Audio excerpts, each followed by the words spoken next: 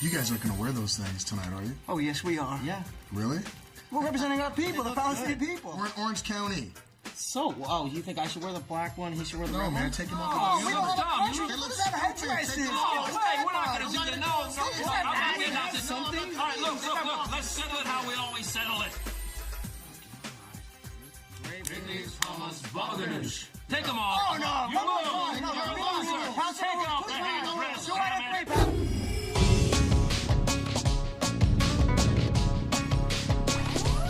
Maz Jabroni, Amanda Newman, Aaron Cater, with Dean Abdallah. It's the Axis of Evil Comedy Tour. Hold it. What is your name? Obidala. Obadala? What that mean? Peaceful, friendly Arab? You don't look like no Arabic. Go on, folks. He's clear. From the eastern part of Palestine, Dean Abdallah.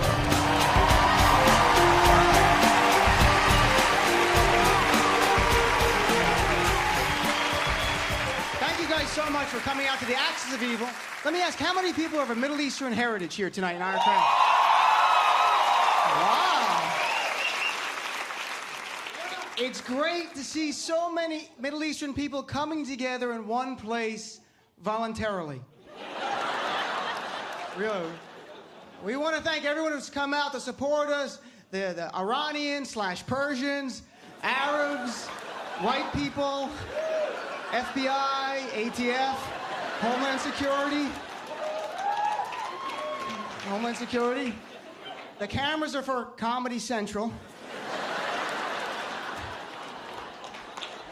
It's a big sting operation. Thanks for being a part of it. And we got you. So I just flew in from New York yesterday for this show. I'm so happy to be here. It's the first time, though, I had to go through the new security screening. We have to put all your liquids in a little plastic bag. I'm sure people have been through this now. Because terrorists allegedly are going to mix fluids together on the plane and build a bomb. Let me ask this. Don't you think you'd get a little bit suspicious if you're sitting on the plane and you look next to you, the guy's got 10 bottles with different fluids on his tray table? He's got goggles on and gloves and a Bunsen burner. He keeps pouring and closing his eyes. And he looks at you, he's like, do you have any lemon juice or turpentine or something? Whenever you hear these plots, you know as a Middle Easterner, it's going to make your life more difficult, isn't it? I mean, I think more people would rather fly with snakes on the plane than Middle Eastern people at this point. But to keep us safe, we've got a thing called the Patriot Act. Everyone's heard of the Patriot Act. Remember we had a thing called freedoms at one point? Now we have the Patriot Act. You know what's amazing? Like, and I got to say this honestly, as someone of Middle Eastern heritage, it's really important we catch terrorists as Americans, and also it makes our lives obviously so much more difficult if someone's Middle Eastern does something. But do you guys know, under the Patriot Act, any book you take out of any public library, the government can find out the name of that book? Do you actually think guys in Al-Qaeda are going to public libraries and taking books out? Are they going, okay, we've been planning this for years, but we need a book.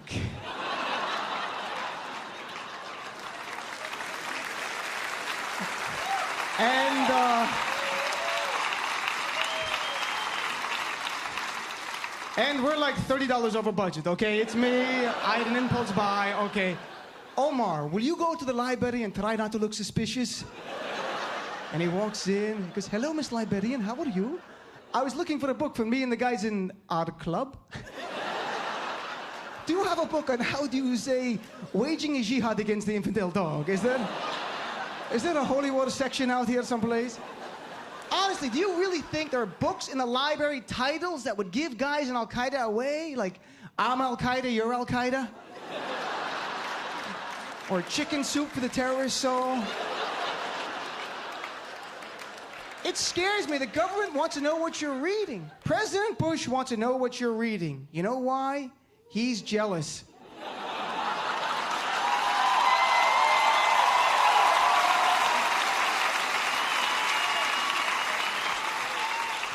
I'm not saying he can't read. I'm just saying he probably prefers others reading to him, okay?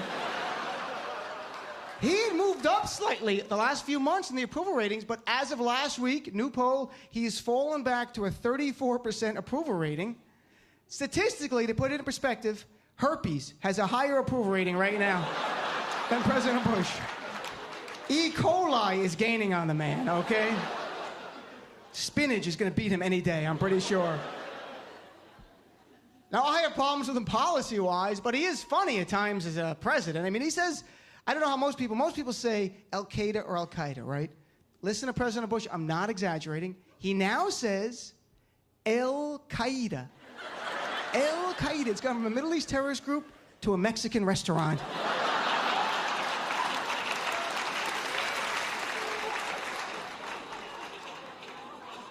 He's like, be on the lookout for Al-Qaeda. Their head chef, Jose Bin Laden, he makes an evil chimichanga. So, as I mentioned, I'm from Eastern Palestine, also known as New Jersey. And I'm from New Jersey. I have mixed heritage. My father is Palestinian. My mother is Italian.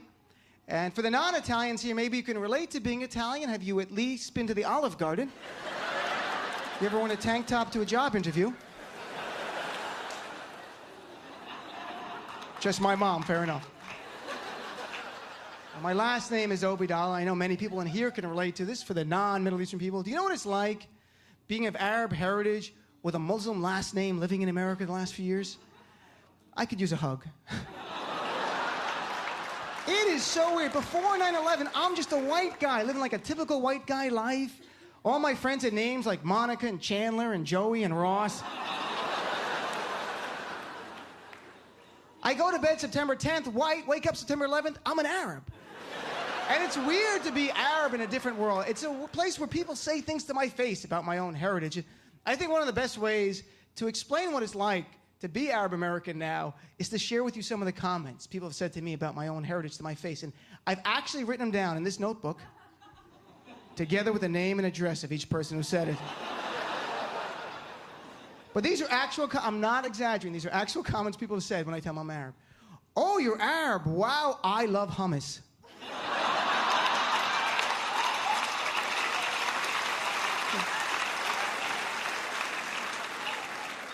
Oh, you're Arab. Okay. Nothing more. Oh, you're Arab. Ah, that's exotic. Yeah, like kiwi, you know? I'm sweet, tasty, a little hairy.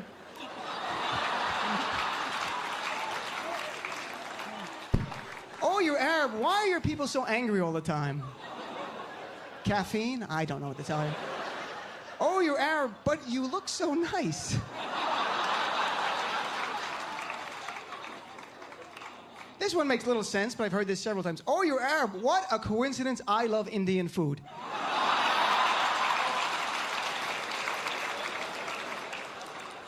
And a friend of mine said, well, you look pretty white, and I understand how I look, but it's my last name, Obidala, that gets attention. A friend said, well, why don't you translate it into the English translation? Maybe no one will pick up my ethnic heritage during these difficult times. Let me share with you literally what Obidala means. You tell me it'll help. Obidala translates into servant of Allah. That's not helping at all, is it, folks? Dean, servant of Allah? How difficult would it be for me to make airline flight reservations for the rest of my entire life? Call American Airlines. Hi, 2 tickets to LA. Name? Oh, Mr. Servant of Allah. Okay, hang on. Let me transfer to the correct department. FBI. It's been so difficult at times, honestly, being of Arab heritage in this post-9/11 world. I've actually wished that the drug companies in America would have come out with a medication like a Paxil or Zoloft just for Arabs at this time. I could turn on TV, it's like, hello, are you depressed because no one wants to fly in the same plane as you? Are you anxious because you resemble several people on the government's most wanted list? Are you angry because every time you go to the airport, you are randomly selected for extra screening?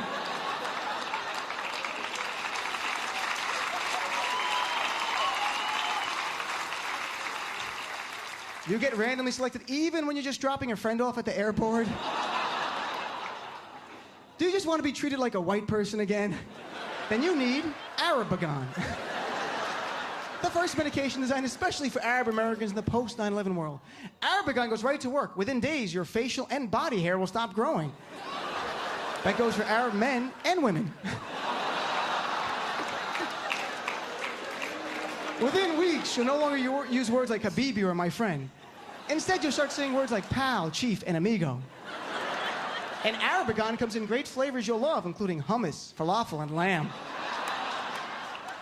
Side effects include loss of Arab identity, pretending to be Puerto Rican, dry mouth, and diarrhea. After 9/11, honestly, I was nostalgic for my childhood. You know, when I grew up, being Arab was just like viewed as, people were curious about it. I grew up in a place called Lodi, New Jersey, where there were literally two ethnic groups when I was growing up in Lodi. You were either Italian or you were my father. That was the town. And my dad has an accent because he's born in the Middle East. The kids from Jersey, I'm sure you've seen The Sopranos, they have that accent. And when they met, the fun would begin. They meet my dad, they're like, yo, Mr. Badala, what's going on? How you doing? What's going on? My dad looks at them, I don't know, what is going on? My wife tells me nothing. Dean, what is it? Are things going down? Please, somebody tell me what it is. And the Jersey kids would look at me, your dad got such a freaking weird accent. Where's he from? Like, well, he was born in Palestine. And they're like, oh, Southern Jersey. I'm like, no, the Middle East. They're like, oh, like Ohio? Okay, sure, why not, Ohio? And my father is Muslim and my mom is Christian. And I was raised exposed to both religions. And my dad, this is clearly true, would come to church with us on Christmas and Easter to be part of the family. And he took communion one time ever. And he comes back, and I look at him, I go, what do you think of communion? He looks at me and goes, it needs more salt. I said, Dad, it's not a snack, it's the body of Christ. He goes, this I understand. Why it does not taste better, I do not get, okay? You can't have like a nacho flavor or a baklava, something fun for everybody, you know? I think the problem is that people are afraid of us because they don't know really who we are. I mean, honestly, there are basically two news stories about us. And it's no one's fault, but there are. There's the bad story, where we're described as militant, gunmen, and terrorists, and then the occasional positive one, where we're described as alleged militant, gunmen, or terrorists. I'm jealous. We don't get a whole month that celebrates our heritage like other groups in America, like African Americans, Black History Month, Asians, Asian Awareness Month, Hispanic Awareness Month. What do we get? Orange alert. Not what we want. And I'll tell you this, even the most open-minded people, you've been conditioned by the media to be afraid of people with accents. And I can show you, I can say the same thing with or without a Middle Eastern accent. It can change the whole meaning. Why? If I go, hey, wait till Friday night. We've been planning this for months. People be talking about this for years. It could be a party, right? If I go, wait till Friday night. We've been planning this for months. People be talking about this for years. Scary, right?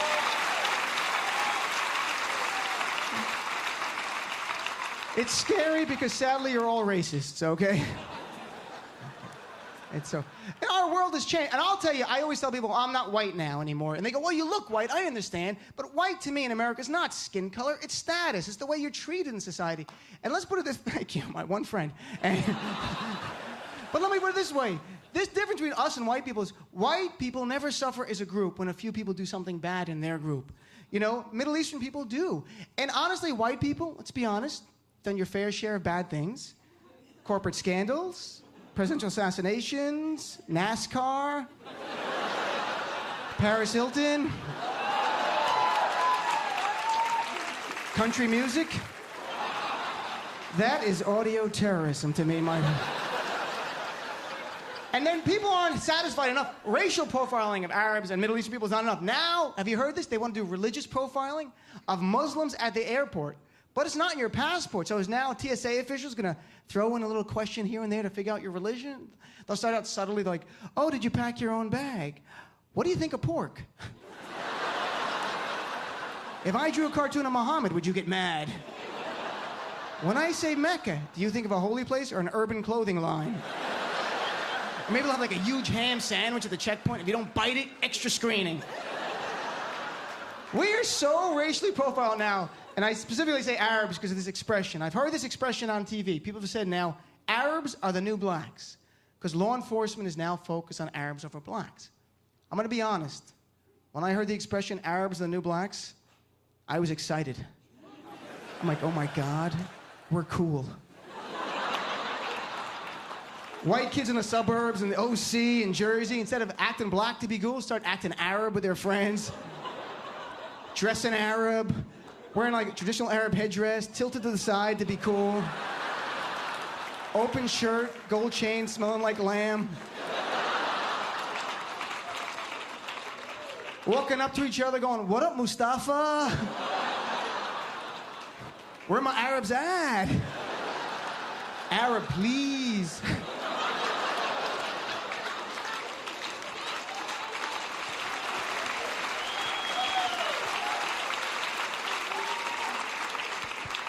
White kids pimping their cars that look like taxi cabs. But you know what? Arabs and the new blacks makes no sense whatsoever. That doesn't mean anything. You know what? Sadly, Arabs, Middle Eastern people, Muslims in America, we are the new enemy. We've replaced the Soviet Union, and we are stuck here till somebody replaces us. That's why I'm begging all of you to help me taunt North Korea as much as possible.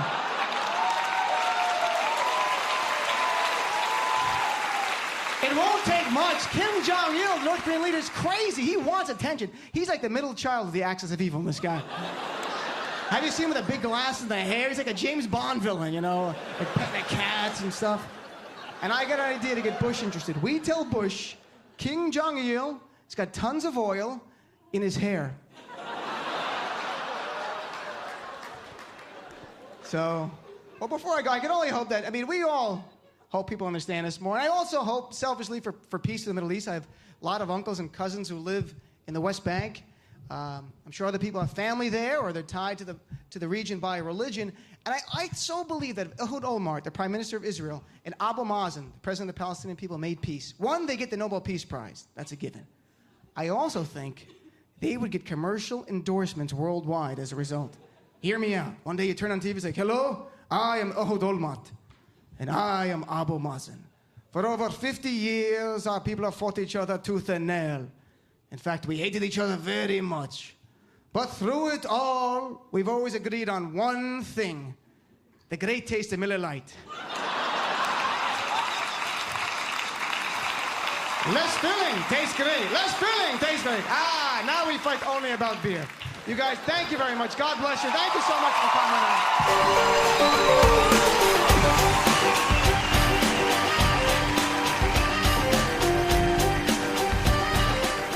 Come on, sir. Ooh. Wait, you supposed to take off your jacket, but I'll do a body search for you. Ooh, yeah, Middle Eastern George Clooney. This is uncomfortable. Is this, that's not necessary, is it? Yes, it is, honey. Go on through. Okay. He's clear. From the heartland of Madam.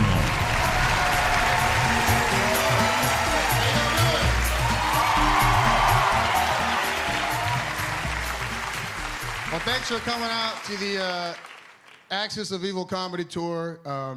My name is Ahmed. We have Dean Abdullah, who's Palestinian. Aaron Cater is Palestinian. Maz Jabrani is Iranian. Yeah. We're still looking for a North Korean. So if you know any, we're auditioning tomorrow afternoon. Next year, we're going to do the Axis of Evil comedy tour, the musical, on ice. So look out for that. I heard Dean earlier ask how many Middle Eastern people were here. How many white people are here tonight? White people. Welcome to our meeting. This is gonna be fun. I gotta say, it's a bad time to be from the Middle East. In fact, I read a statistic on CBS.com that said right after 9/11, hate crimes against Arabs and Middle Eastern people and Muslims went up over 1,000%. Yeah, which apparently still put us in 4th place behind blacks, gays, and Jews. Do you guys know this? We're still in 4th place.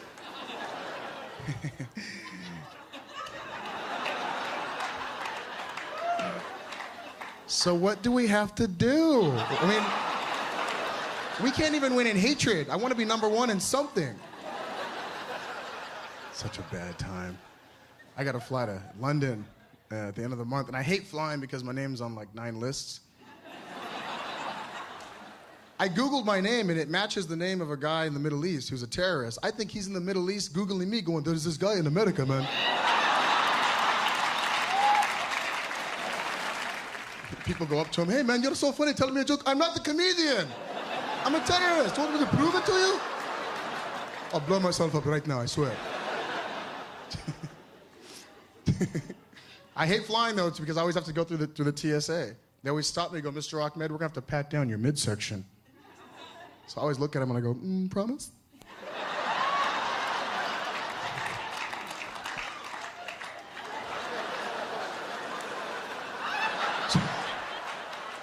Whenever I get on a plane, I always know who the air marshal is. Yeah, it's always the guy sitting there holding the People magazine upside down, looking right at me.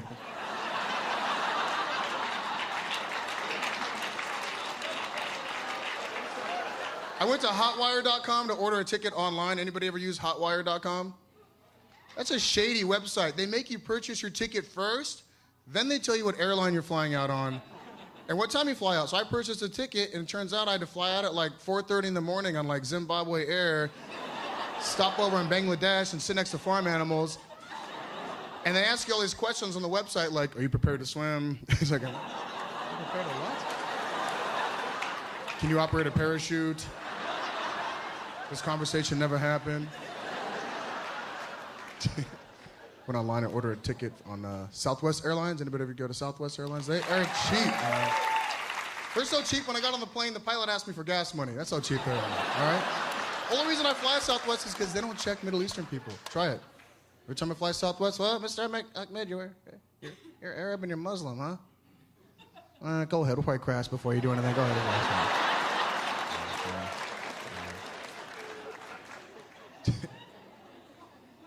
I watch a lot of the news, man. I love watching the Middle Eastern people on the news talk about what's going on in the Middle East, because all Middle Eastern people always start each sentence with,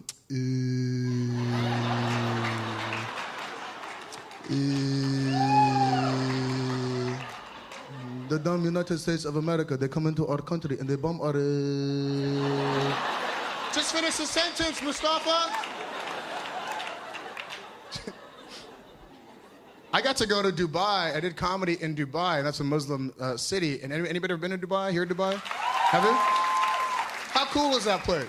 It's a little decadent for me, a little opulent for me. The guy, the Amir, the guy who runs the whole city, he has the only 7-star hotel in the whole wide world in Dubai. When critics asked who gave it 7 stars, he was like, I give it 7 stars. It's a schizophrenic place because you walk down to the beach and you'll see Muslim women wearing hijab. Then you'll see European men in Speedos. You'll see a mosque, and right across the street from the mosque, there's a nightclub. So right around 8 o'clock every night, all you hear is, Allahu Akbar,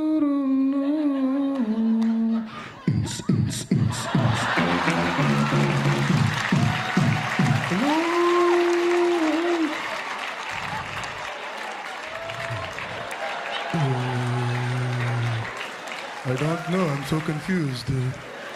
Should I go pray or should I go dance? I'm not quite sure. Oh, please, God, help me with your Arabic accent, please. Muslims would come up to me and go, Ahmed, I don't like it when you joke about Islam, okay? That is haram, that is against God. Yeah, I'll take a Heineken. Like I was saying. Just hypocrites. I asked the audience when I went to Dubai, I said, how many Muslims are here? They were like, I go, how many are you practicing? They were like, it's like, you know you're a Muslim when you drink, gamble, have sex, but you won't eat pork. That's the weirdest thing, you won't eat pork.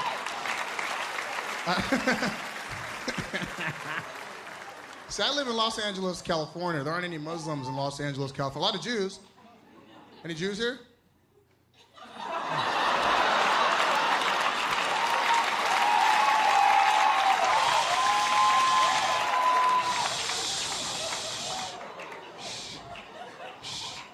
The producers are Jews.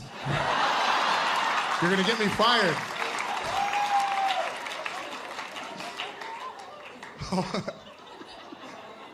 All my friends were like, hey, man, how do you have so many Jewish friends? What about the Jews and the Muslims and the war and hate and all that? Tell me about that, huh? I'm like, look, if you think about it, both Jews and Muslims have more in common than any other religion ever. Both Jews and Muslims don't eat pork. We don't celebrate Christmas. We both use in our pronunciation. We both yell on the phone when there's no emergency. Yeah? The only difference between Muslims and Jews is that Jews never like to spend any money and Muslims never have any money to spend. That's the only difference between the Muslims and the Jews. That's what I'm trying to tell you.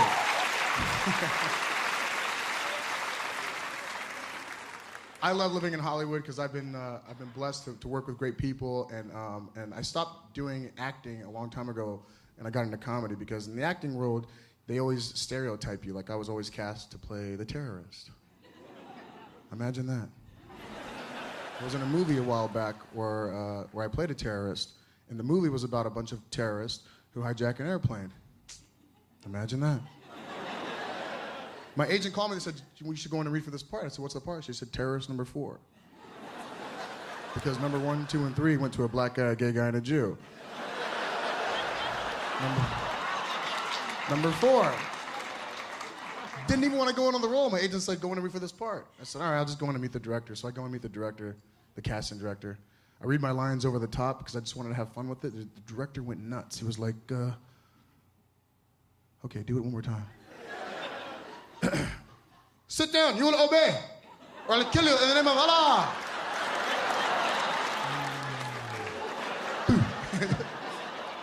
He sat there, he was like, brilliant. That's exactly what we're looking for, Ahmed. I want to see you do it again, but this time give me a little bit more of that Middle Eastern. You know how your people are very. So I was like, angry? Yes, exactly. Use that hidden Middle Eastern anger that your people possess. So I used my hidden Middle Eastern anger that my people possess. And I got the part. My agent called me the next day, said they want to put you in this movie. I was like, I wasn't even trying for the role. I was making fun of it. She said, whatever you did, it worked.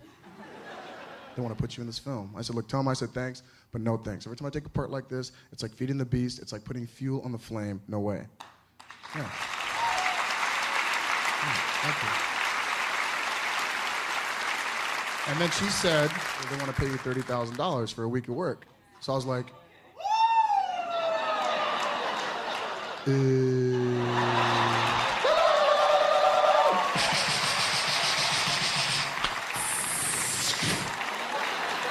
burn it all down.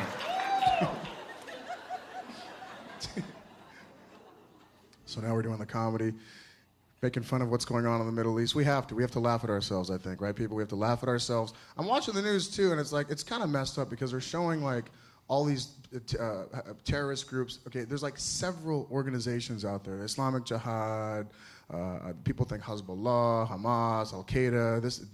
There's so many. How do you know which one is the best one to join? Like, if you choose to join a terrorist organization, how do you know which one is the best one to join? Is it like rushing a fraternity? I think they have recruiters. These guys sitting outside of the mosque going up to these little Muslim boys. Come here, Habibi, come here, come here. I want to talk to you, come here. Don't go to Al-Qaeda, they are shit. Come to the Islamic Brotherhood. Why, you ask? Oh, they only promise you 72 virgin.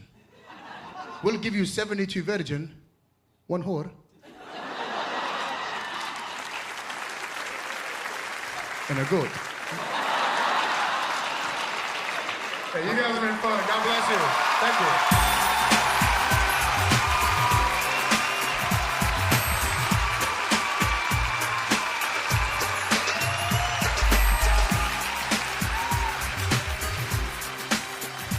No, she did not tell you that.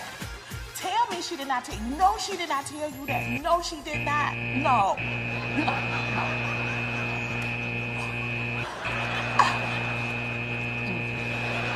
Be clear.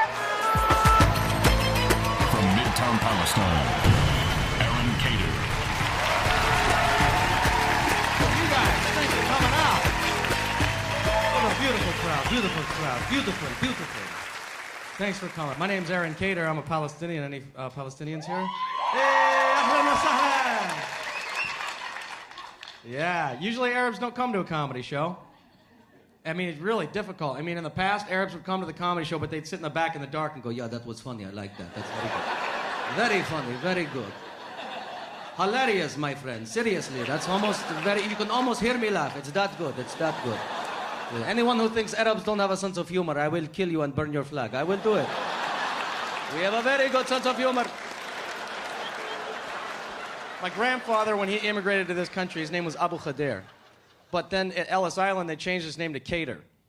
So my last name's Cater. So if I ever have a child, if it's a boy, I'll definitely name him Al. Al Cater. It's a good name. If I have a girl, I'll name her Darth. Darth Cater. That's a sweet name. Yeah. My dad comes from a Palestinian family, and my mom comes from a Mormon family from Utah. Yeah. Any Palestinian Mormons here? Mormons are another group that never comes to see comedy. They just feel guilty immediately if they laugh. You know, they're like, What am I doing?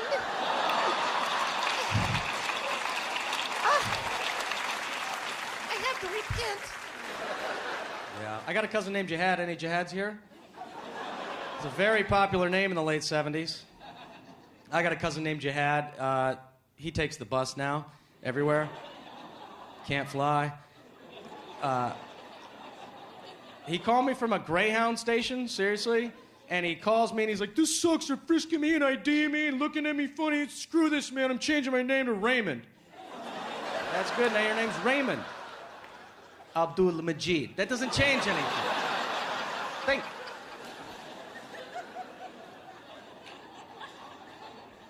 Yeah.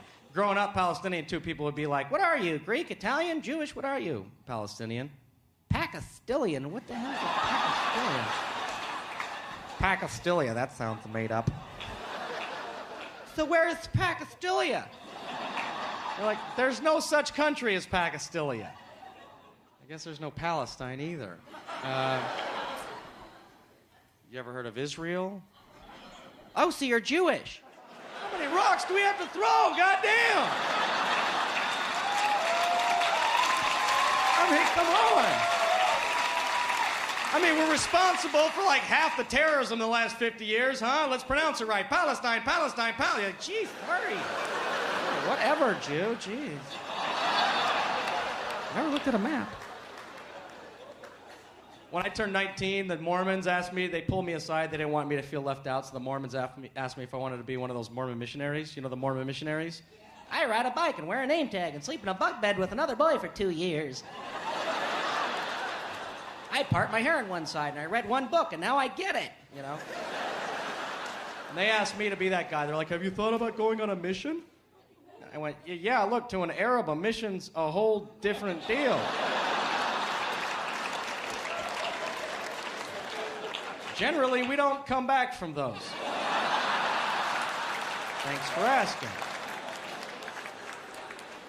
I have my own little mission, my own little personal mission, which is to go back to the homeland, right? Go see where my grandma came from, go visit. I got hundreds of cousins that I've just heard about, you know, never met. So, you know, over the years, I've been there a few times. Most recently, I was back in the Middle East. Anybody here ever been to the Middle East? Yeah? That's great, see, because we got Middle Eastern people here. But generally, if somebody says, I've been to the Middle East, it's like, Marine, Army, Navy, Air Force, which one?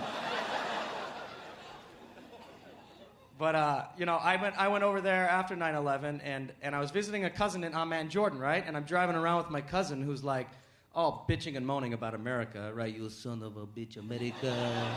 America, I think you're so strong, so powerful, so big and strong. And Arabs love to cuss in English. They cuss their heads off in English. They won't do it in Arabic, because then God could hear them, you know? But in English, no problem. God doesn't speak English. You know, you son of a bitch bastard, United States, think you're so big and strong and powerful. This is bullshit. United States, you are a paper tiger. You will fall, you will see. You hungry? You want something to eat? You hungry? We got Burger King, McDonald's, Pizza Hut, Applebee's. There's a new place called TAIF Fridays, looks good. You don't want? You look tired. You want coffee? We got Starbucks. You like a Starbucks? The Starbucks. I like that place. They got the Frappuccino. I like that. That's a good. Have you had? You've had back in the United States. You fucking son of a bitch. United States think they own everything. Bullshit. Which hotel you going to? Sheraton, Hilton, Marriott? Where are you going? And I had to stop my cousin in the middle of this, and I was like, listen, Fayez, if America goes down, we're taking Snickers and Coke and Pepsi and Twix. You know, we're not leaving a McNugget behind. You understand? We go down, it all goes down with us. And he got mad. He stops the car. No. You leave these things. Leave the Skittle and Kit Kat and the Baby Ruth. You want to take something? Take KFC. I don't like the honey wings. What the hell is a honey wing? Like honey flies with wings. That's American propaganda bullshit. That's what that is. That's when I realized how America dominates, man. America just dominates with products. Like, I climbed the top of Mount Sinai, where Moses spoke to God. Who did I speak to? A little Egyptian kid with an igloo cooler going, Lipton, Pepsi, Snickers, yeah, you want? Huh? Yeah. How mystical and magical up here. I'll have a Snickers, sure. But that's how we do it. We just have product. I mean, you have a 100% chance anywhere on Earth of finding a Coke. You'll never go without a Coke or a Pepsi or a Snickers, man. You can find it 100% of the time everywhere. You know, you have better than a 50-50 shot of finding a McDonald's. I mean, other ethnicities, they can't find that. I mean, like, there's a Chinatown in every big city in North America, but they don't have a candy bar that sells very well. You know what I mean? They don't have, I mean, the only reason I can think of is that we don't like sesame seeds in our candy bars, right? But other than that, there's a Chinatown in every bit. I mean, how many Chinatowns do you need to see, right? Once you've seen one Chinatown, you kind of seen them all. There's green dragons and orange chicken and peanut sauce. I get it, you know. But people are always trying to push you into Chinatown. Go to Chinatown. Go check out Chinatown's pretty sweet. Have you seen Chinatown? It's like, you've seen it. I'd like to go to China and find, like, you know, Americaville. You know, USA Town right here. Come on in, man. We got burgers and fries, and we got the satellite dish on with the game, and Chevy's parked out back. It's Shangri-La. It's China. Let's do it, man. We're chopping wood and burning it. But Americans don't really leave this country to go set up little American communities in other countries, do we? But we do it. We call them military bases. It's just a different way of spreading our thing. We have military bases in 149 countries, and I was like, I didn't know there were 149 countries on Earth. That's a lot of I like the way we went to war, because I like every time Bush approaches the podium, he does one of these. He always has his hands out.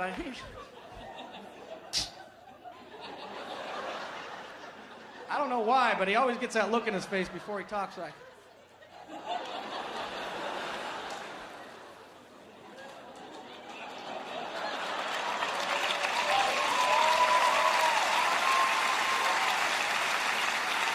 He always gets that look in his eye, right? Like, I'm about to say some shit. All right? I'm serious. This is Bush's serious face. I'm serious. Like, why are you smiling? Because I'm serious.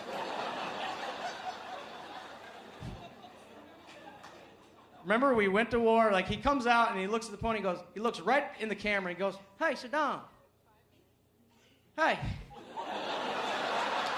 I'm like, what is Saddam in Baghdad watching CNN? Like, oh my God, is he talking to me? Holy crap, man! Go order some pizza. Let's TiVo this. Look. The president is threatening me. But hey, Saddam, we're sick and tired of your games. Understand? Sick and tired. He gets so sick and tired. You can always sense it when he's in a press conference, because when he gets questions, he always does this.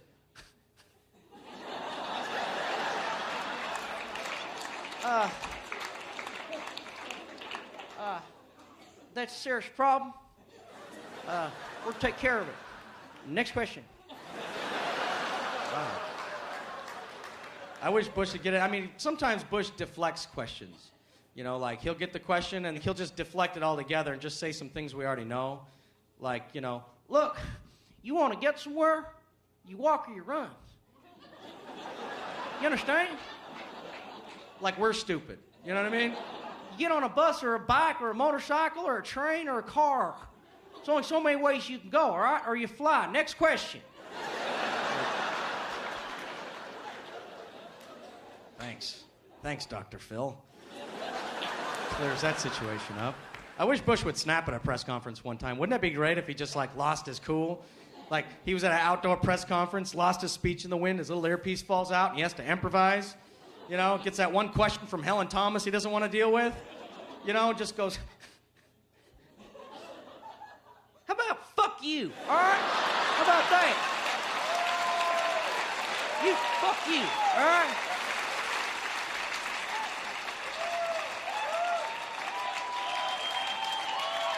They're brown, sane people. Okay? They should get all that sand together and make themselves some body scrub. Exfoliate themselves. They're all motherfuckers, trust me. Next question. If Bush just came out and called everybody in the Middle East a motherfucker, don't you think half of America, maybe more than half, would go, I like that right there, that's honest. I appreciate it. All right, you guys, thanks for coming out tonight. Thank you.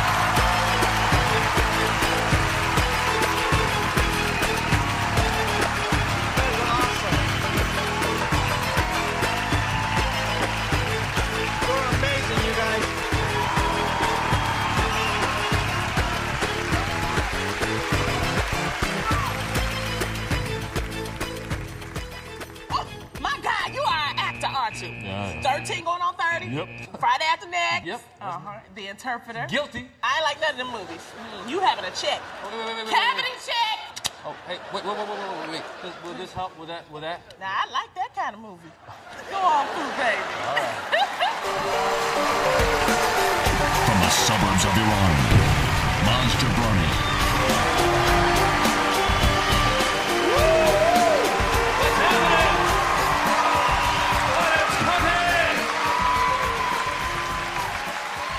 Iranian of the group. I'm the Iranian.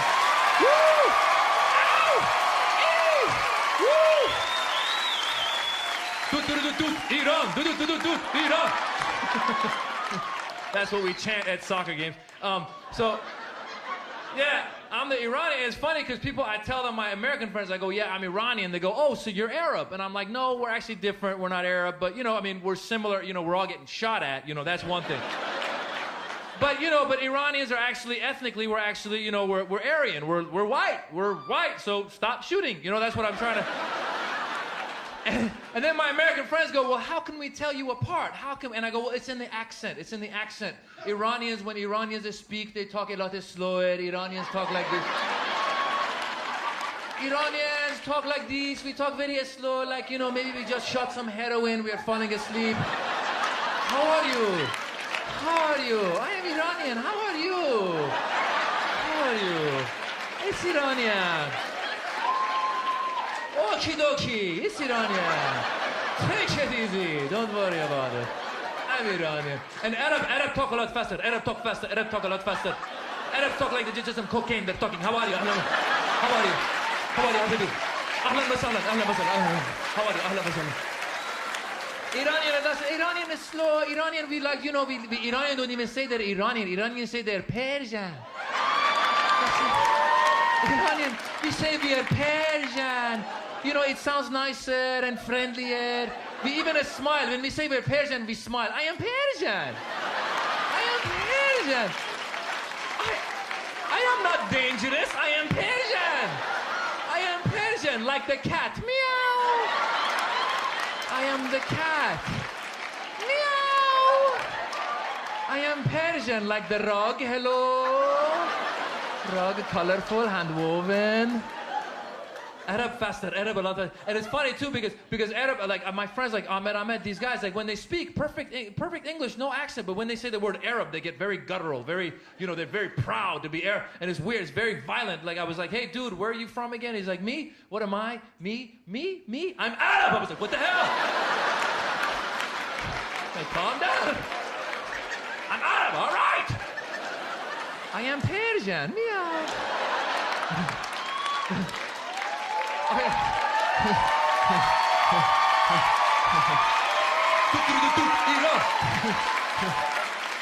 Iranians too, like, you know, we're very sneaky about. We're like, I am Persian. Okay, we have a nuclear program. Okay, we have, but it is a peaceful nuclear program.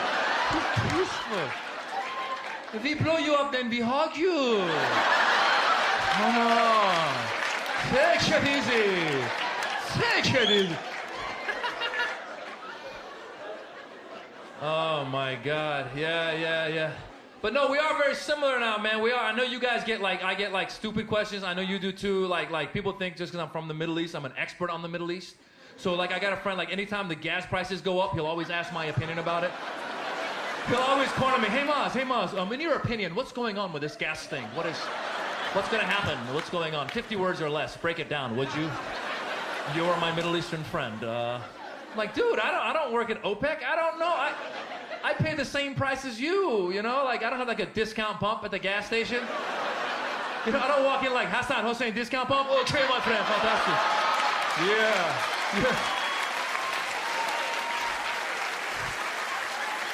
Fuck America, huh? Yeah, I get stupid questions. Same guy thinks that I know when the next terrorist hit is going down. He'll ask my opinion about it. He'll be, hey, Maz, what's the word on the street? I'm like, what street, dude? He's like, bro, I've been watching CNN. I know you know somebody. What's going on?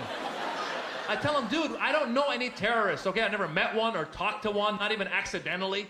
You know, never been home late one night, gotten a phone call, picked it up and heard like, hello, Hassan, it goes down tomorrow at midnight.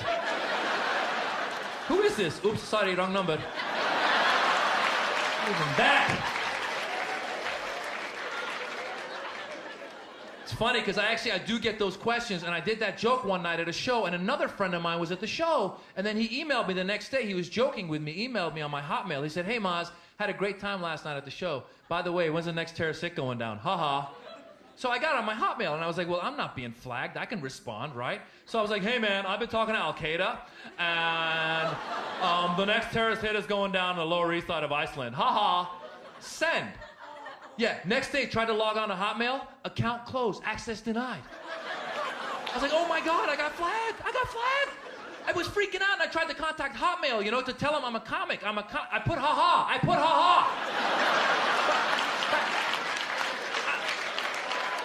Al-Qaeda doesn't put ha, right? Al-Qaeda doesn't send emails, American pigs must die. Ha. They don't do that. They don't like forward emails, you know, Mustafa, you're gonna love this one. LOL, laugh out loud. They don't do that. And I tried to contact Hotmail, but they don't have a phone number. Go home, try and look it up. There's no phone number for Hotmail. So I found out who owned them, Microsoft Network. I called them up. I said, hello, Microsoft. You know, I'm having some problems. I'm a comic. And I tried to explain. They go, well, we can't help you out, but we'll put you through to someone who can. And I swear, I think they passed me through to Iraq. I think. Because it used to be, you know, they would send you to India for tech support, you know. But I think Iraq is cheaper now. I swear to God. Because like, you know, I know the accent, you know, if it were India, I'd be like, hello, what is going on? You're having trouble with your Hotmail, let's take care of it, you know? But it wasn't, it was an Arabic accent, like, what is going on? And I think it was Iraq, because she was in a rush to get me off the phone, like there was a war going on in the background. I swear, she was like, what, you're having trouble with your Hotmail? There's a fucking war going on here! Just because you put haha doesn't make it funny. All right, you're heckling me from Iraq, what's up? No, but then it took me weeks. It says send emails. I had to send emails back and forth, weeks. Finally, I'm on the internet. I'm so happy I'm back, but I'm freaked out on the internet. You guys should be too. Don't joke on the internet, okay? Like I'm on that MySpace now, and you can go and, you know, join my MySpace, you know, myspace.com/MazJobrani. Yeah, yes, yeah. Add me as a friend. We can be friends, but don't send me an email going like, hey, Maz, when's the next terrorist hit going down? Because I'll respond, fuck you, I'm a patriot.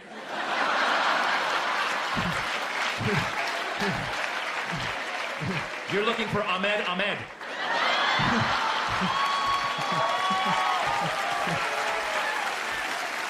Oh my God. But no, what I love about what we do with our show, you guys, is all about putting out the positive and expressing that we can come together and laugh. You know, like I always talk about this. You know, I'm originally Muslim, but I have friends from all religions, all ethnicities. And I've told them, man, you're celebrating in your religion. Let me know I'm coming. I'm celebrating with you. And I've done it, yeah. Yes. Yeah. Yeah, man. I have Christian friends and Baha'i friends and Jewish friends, all of them. I celebrate. And my Jewish friend one time actually invited me over for Shabbat dinner one time, Friday night. Yes, I went, it was a great time. Gave me a matzo ball, I ate it, it was delicious. It was. Gave me a yarmulke, I put it on, it was cool. Yeah, but it was weird, because as soon as I put on the yarmulke, I started coming up with business ideas.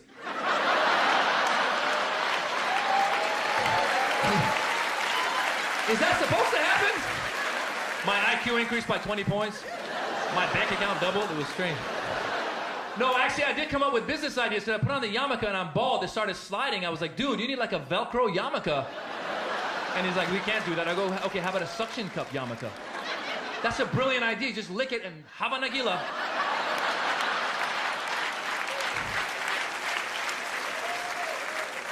No, man, it's cool though, you know, but like, and the thing that frustrates me is when I see us on TV nowadays, who do they always show? They always show the crazy dude burning the American flag going, "Death to America!" Always that guy. Just once, I wish they would show us doing something good, man. Right? Just once, right? Yeah, man. Right? Show us doing something good, like, you know, like baking a cookie or something, right? Because I've been to Iran, we have cookies. Just once, I want CNN to be like, now we're going to go to Muhammad in Iran. They go to some guys like, hello, I'm Muhammad, and I'm just baking a cookie. I swear to God, no bombs, no flags, nothing. Back to you, Bob. Do the whole news piece. They're never going to do that. Even if they ever did that, they followed up with another news piece. They'd be like, this just in, a cookie bomb just exploded. Muhammad, you sneaky Persian. Always, we get the bad end. Like in the World Cup. You guys watched the World Cup? You saw the World Cup, right? Right? The famous headbutt, you saw the headbutt, right? And it was the French dude, Zinedine Zidane, and the Italian dude, Materazzi, and it looked peaceful, and they were walking back, and Materazzi grabbed Zidane's jersey, you know, and Zidane turned to him and was like, you can have it after the game, you know, like to say like, oh, you are gay, let's go, you know, that kind of thing. Yeah, and the Italian guy was like, hey, I'd rather bang your sister. That's what he said. Yeah, and Zidane was like, you don't talk about my sister like that, you know? And he went over and he headbutted him, boom, right in the chest, and the Italian guy was like, ow, that hurt, and he went down. Yeah. But what I observed as a Middle Easterner, I watched the French reaction, and before the whole thing, the French loved Zidane. They were like, we love Zinedine Zidane. Zinedine Zidane is one of us. He's a French champion. We love him. He is the best Zinedine Zidane. We call him Zizou. He is the champ. We love him. After the headbutt, they're like, this fucking guy is Algerian.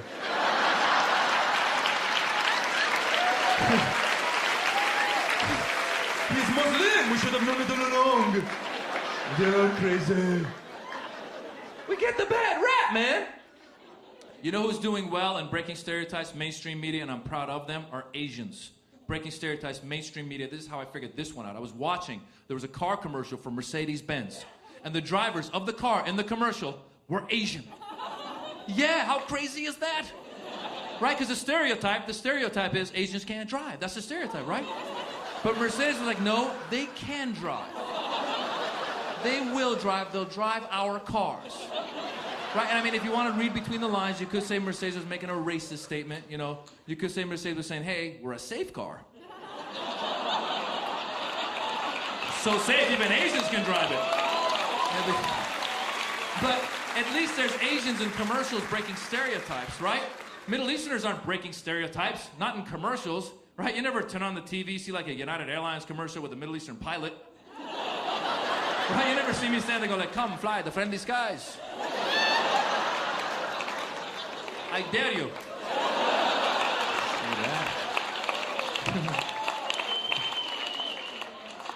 And here's my thing too. People are cool, man. People are cool. Politicians mess it up. Politicians put us all against each other, man. I don't like any of them. Ours, theirs, none of them. Like Bush, I can't believe he's the president. Even if you voted for him, you gotta admit, every time he's on TV, he just doesn't look presidential. He does. Every time Bush is on TV, I'm watching, I'm like, he's not the president. Someone's pulling our legs. Someone's messing with us. Every time I see Bush on TV, I'm waiting for Ashton Kutcher to run out. Be like, you've all been punked. Right? Osama comes running out of a cave. He's like, I was in on it too. Right? Makes sense. Osama has been hiding for 6 years. Think about it. That's a good hider, people. That guy's a great, like, I can't hide for more than 6 minutes. This guy's doing it for 6 years. Osama's like the Michael Jordan of hiders. Think about it. I bet you coming out of high school, he was voted most likely to hide. Right? Like, I bet you as a kid, whenever he was gonna play hide and seek, the other kids were pissed because they knew the game was gonna take forever. Right? They'd be like, what, you let Osama play? Ah, shit! The game's gonna take 6 years, you know. Okay, fine, go hide. I'll count, asshole. 1, 2, we're gonna miss our high school graduation. 3, 4, he's so tall, how does he do it? 5, 6, he's just gonna hide in a cave again. 7, 8, and put out the videotapes. Osama, actually, I heard recently, he had a magazine. He put out a magazine called Jihad Magazine. He did. And like, what? I'm like, what kind of articles are in that? Like, what? Like, you know, what is it? Like 50 ways to lose weight. Number 1, blow yourself up. Like, Mustafa lost 200 pounds in 1 second. Iran. Politicians of Iran are talking shit to America. Why would you talk shit to America? America has recently bombed your neighbors. America's bombed Iraq and Afghanistan. Iran is in the middle. It's a good time to be quiet. Right. It's like being in a nightclub and the bouncer's knocked out your friends and you're still talking shit, right? Come on.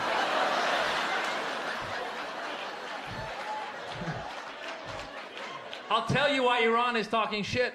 There's a lot of opium usage in Iran. Yes, the politicians are high. You have to be high to talk shit to America. Because opium's supposed to mellow you out, but I think it also makes you delusional. I do. I think they're getting high and they're going, hey, you know what we should do? Let's call America. Give me the phone, give me the phone, give me the phone, give me the phone. Let me talk. I feel good. Let me talk. Hello, America. Fuck you.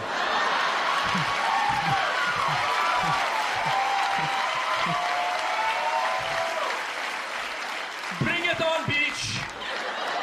We kick your ass. And then they hang up and they go, hey guys, do we have a military? Oh, we don't. Oh, America, just kidding. I am Persian. Meow. Don't you?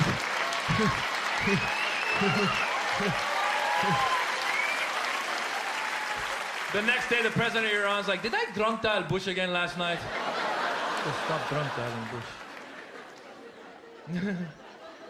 That's the beauty of this country, guys. We can have these debates. We can talk about this. So we should be critical of government, of politicians. You should be, and that's the beauty of this country. And that's why we have to have these open debates. Like, I couldn't be making fun of the president of Iran in Iran, right? You'd be like, hey, Maz, that was a good show. When's your next show? I'd be like, there are no more shows. The Ministry of No-Show showed up. My next show will be in prison. I'll be performing like this. You know, I did this one joke. And, they didn't like it.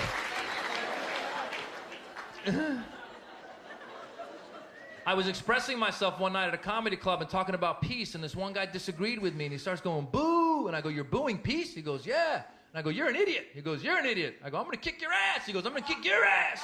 And I started losing control, and I was like, whoa, wait a minute. I started talking about peace, and I'm losing myself? What's going on?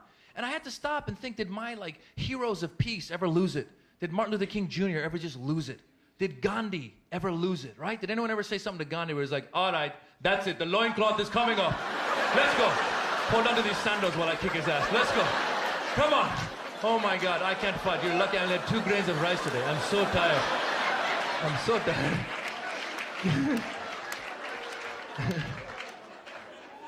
Speaking of Indian, I got married to an Indian woman a year ago. Beautiful Indian woman. I have to clarify because people go, oh, Indian like, woo, or Indian like, you know, and I always gotta say, no, not casino Indian, computer Indian. You know what I'm saying? Yes. I married tech support. That's right. Anytime I get a computer problem, honey, Windows XP isn't working. She's like, I will take care of it. You know, and she does. No, she doesn't talk like that. She grew up here. But that's a fun accent to do. Anytime you feel sad, just go, ha-da-da-da-da. It'll cheer you up. I swear to God. Okay, I'm going to leave you guys with this real quickly. I'm going to leave you with this. Please, I always say this, please stop blaming Middle Easterners for everything, okay? And I always say it's not always us, right? It is not always us, okay? I mean, quite often it is, but not always. We get blamed for everything. Whatever happened, like there was a blackout in New York a few years ago. The news came on. They're like, there's been a blackout. Terrorists might have been involved. And then a week later, they're like, oops, sorry, just Enron. Right? Like, there's a traffic jam on the 5. Terrorists might be involved. Oops, sorry, just cars. You know, it's like... And it started with the anthrax. Remember the anthrax they tried to blame on us? I knew that wasn't a Middle Easterner. That's not how the Middle Easterners work. Right? Middle Easterners be like, what? Do you want me to put the anthrax in the envelope, put the stamp on the envelope, and mail it? No. That is not how I do it. No. Can I wrap the anthrax around myself if I run into somebody? That is how I do it. You know, 1, 2, bang, like that. You know what I'm saying? I can get 2 people. 1, 2, that's it. Any more, I hurt my back. 1, 2, ow, it hurts. I've been in a cave for 6 years with Osama. I'm old. We all know who did the anthrax. It was some hillbilly dude. You know, some redneck was like, right about now is a good time to send out some anthrax. Blame the goddamn Arabs. That's what I'll do. Blame them goddamn kebab-eating, Mercedes-Benz driving, camel-riding, 7-Eleven owning, Slurpee selling, gas price raising, unibrow connected, hairy-chested motherfuckers. Right? What? You know it was, and they have not caught him yet. I hope they catch that guy eventually, because that'll make everyone realize we got haters of all kinds, you guys. White, black, Asian, Middle Eastern, Latin, all kinds of haters. And what we have to do as a people is counter the hate with some love, right? Yes. Spread the love, man. Right? I mean, they were going around, they were putting anthrax in the mail, they were putting anthrax in the water. Hey, man, you want to put something in my water? Put some ecstasy in my water. That's the kind of terrorist I'm looking for. Right? I drink the water, I'd be like this.